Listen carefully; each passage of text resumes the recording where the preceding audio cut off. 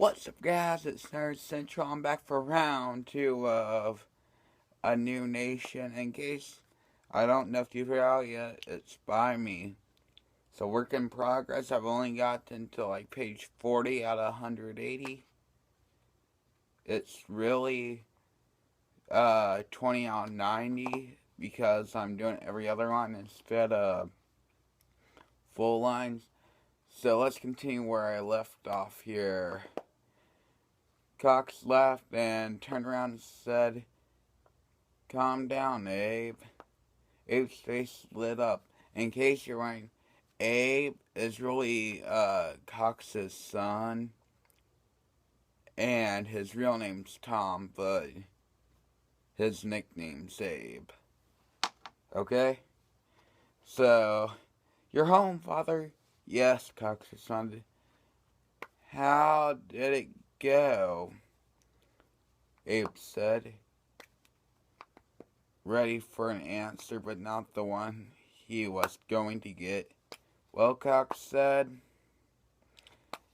as of a week ago, the colonies will secretly form a unit of 120 each, and I'm in charge of forming a cavalry unit.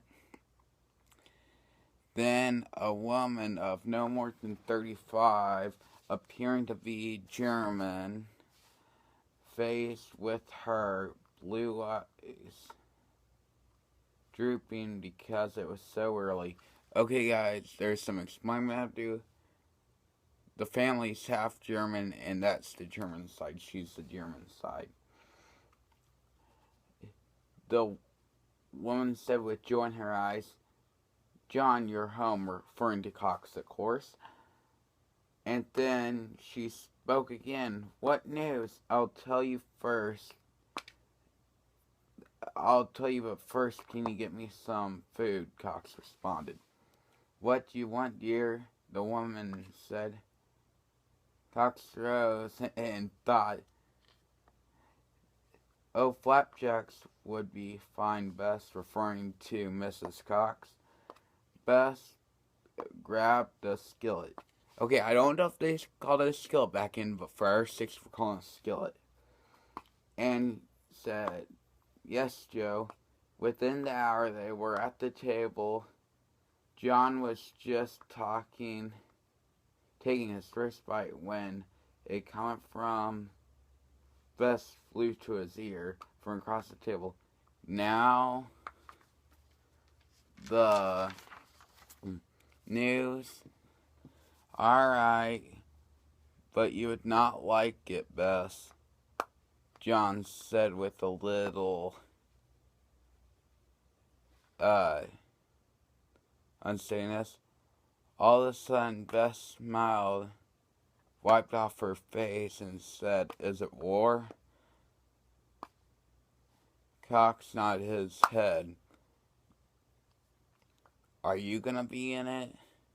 Yes, Bess. Cox responded. He added, tomorrow I will muster the troops by knocking on every non-loyalist door and handing them a note. If they wish to join, they'll come. Bess responded, how will you get there? I and the troops will figure out a way. Probably gonna cut off a supply wagon and take the uniforms and supplies. And then ride to Bunker Hill. Tom's voice flew across. Can I fight, sir? Cox responded.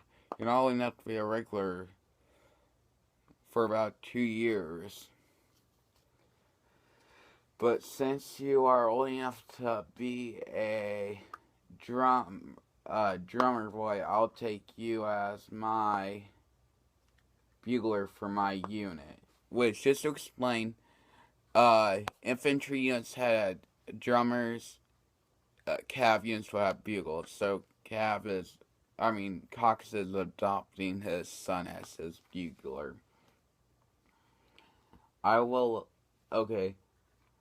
When everyone was done with their breakfast, Tom and Cox packed 2 bags, put a few days worth of clothes and and a pitchfork tied to the outside with a pistol hidden.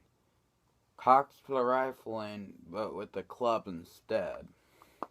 So Tom packed the pitchfork and the pistol because he's not a war veteran like Cox is, which that'll be explained later.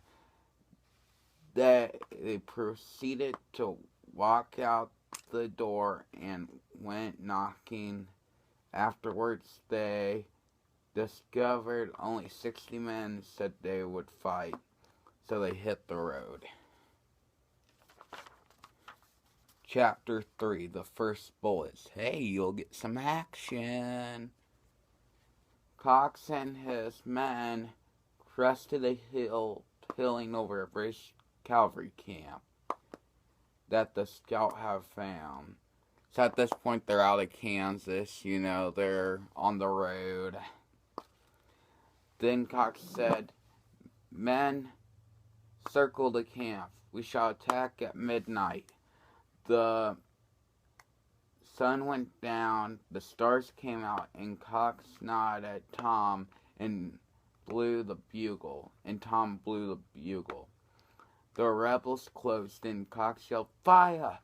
Every man aimed at a tent and fired the gun flat, and wounded started yelling. 30 Brits came out and got their horses and circled out too. They fired a bullet. Hit Cox's horse, and he fell to the ground, but he was still had one shot. A Brit rode towards him. Cox shot the horse and engaged the Brit in combat.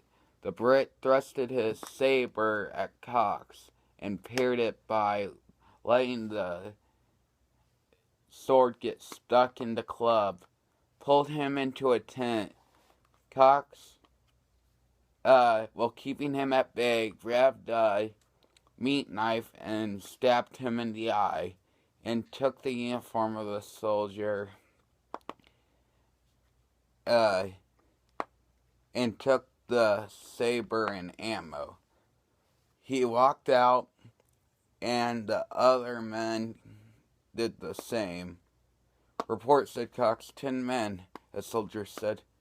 Too bad they won't have proper ceremony, Cox said. They rode off. Cox turned around and ordered, "Stop and fill up your canteens."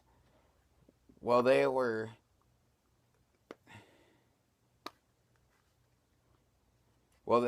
drinking, a British patrol came out towards them. Cox met them with his men behind him. And I think, guys, that's a good place to stop for this part, so I'll see you in the next part. We'll find out what happens with the British patrol.